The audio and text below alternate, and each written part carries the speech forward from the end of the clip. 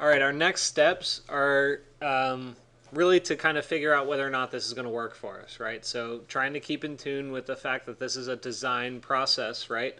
We can use Grasshopper to our advantage. Remember what we did on Tuesday with the viewport set camera to angle along the sun angle? Well, we created this thing, and so now we can really test whether or not it's actually going to block out some rather significant sun in the summer when we're trying to do it. So you don't have to do this right now because you've built the same thing that I have and you're just going to see it up here and you've already done it before. So you don't need to do this right now, just watch and understand. I've already opened up the camera sun angle and kind of set it up for us. And so really I'm just trying to verify what I need to do. So I need to make sure that my shading is going to be there. So I'll bake it out real fast on a layer that I can kind of eliminate. So layer 6 is where I said I like to bake these two. Layer 6 is turned off, so I'll turn it back on.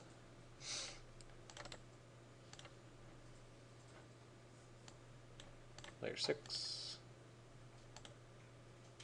Huh? Oh, whoops, I just did it twice. There you go. Okay, so when I switch over to the sun angle, now what I can do is use this viewport. So let me make it shaded. Okay, so I will be able to slide my slider back and forth across the hours of the day to really test and see what it's going to look like. So around noon, it's kind of up here in the middle of the sky, and see how high we're coming down on this thing? So we definitely needed that vertical louver here in order to block some of that sunlight. If I go 1 hour further, still the vertical louver helps, but it doesn't help that much. In fact, we might want some horizontal louvers, but I don't know. We'll figure it out here in just a second. And now at 4 o'clock in the afternoon, you're still kind of getting blasted with a lot of sun.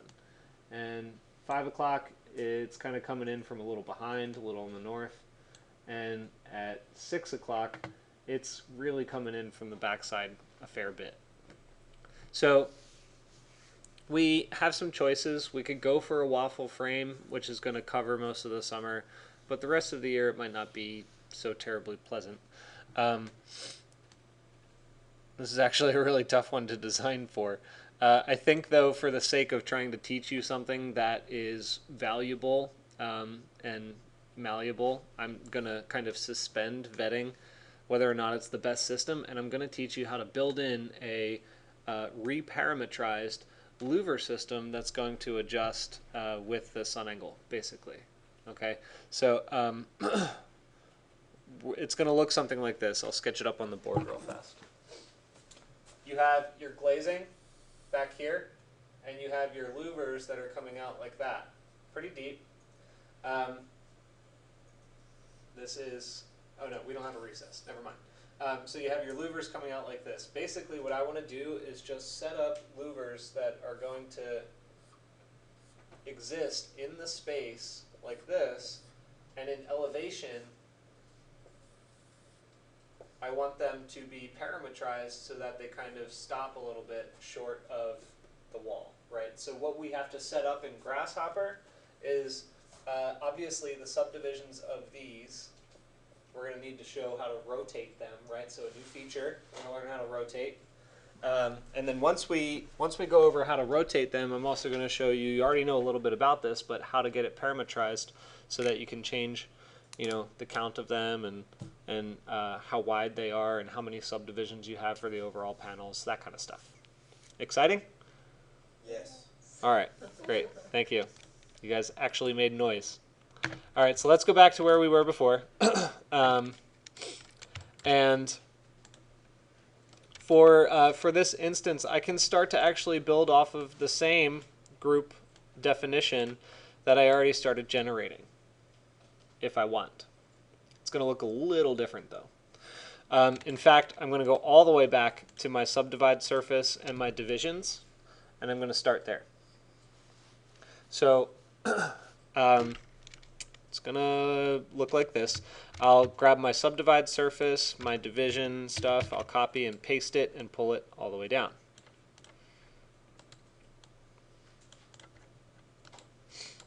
And to make things a little more clear, I'm going to kind of spread these out a tad so that you understand a little bit about how we developed this. Making some sense why I'm doing that? Okay. All right. So we have a subdivision. It's now a completely separate subdivision, so I'll show you where it lives. And those louvers that I'm going to generate are going to go all the way down the entire length of these bays. It's one system that goes all the way down the entire length of the bay. So rather than having 3 subdivisions in the V direction, I'm only going to have 1.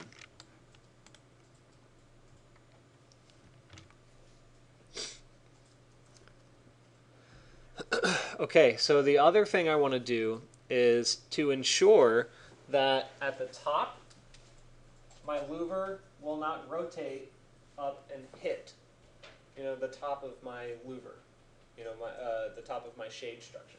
And then at the bottom, I want to make sure that it doesn't rotate down and hit the ground, obviously.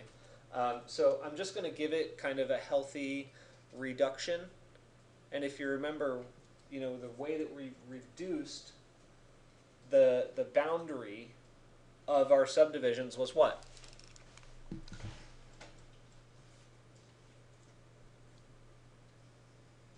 We did it on Tuesday, so I don't expect you to remember it by now.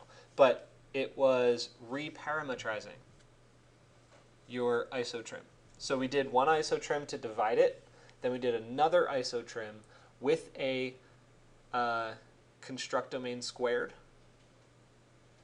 and we reparametrized it so that it reduced the size of that panel. You guys remember that? Okay. And I believe that might actually still be in this definition, right? See this?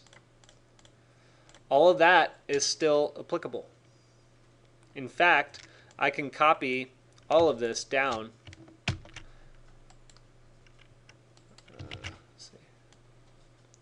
And just replace the connection for the surface itself. So I'll pull this down a little further. I'm going to pull this up, and I'll plug my surface in here. So now instead of that, I turn this on, and I see that just like on this side, where it created very thin panels that were mostly as high as the surface, but very, very thin in comparison, now it's doing the same thing to each of these 4 bays.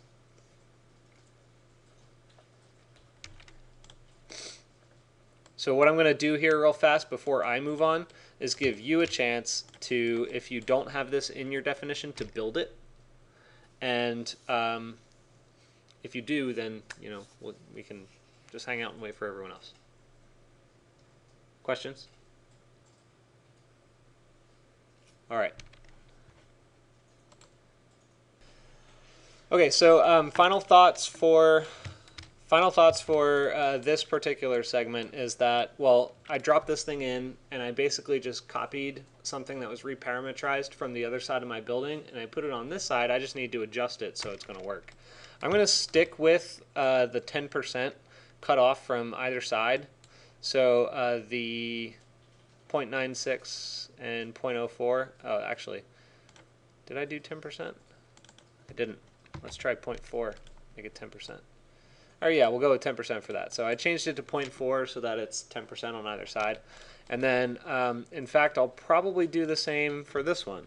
So 0.4, and now my panel is mostly filling the ranks of these bays.